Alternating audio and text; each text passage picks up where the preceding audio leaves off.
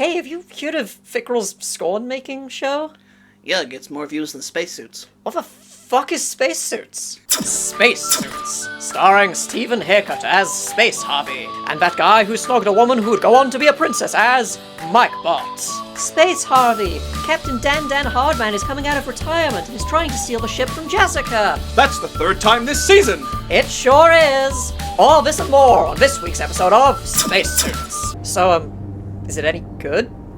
Nah, sucks ass.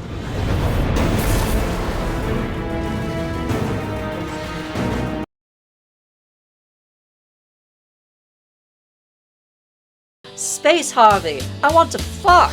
I have unresolved mother issues! All this and more on tonight's episode of Spacesuits.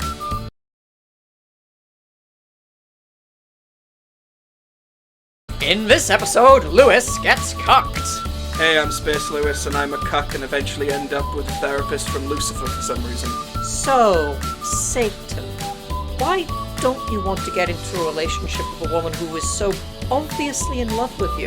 I have unresolved father issues! All this and more in this episode of Spacesuits. Oh, fantastic.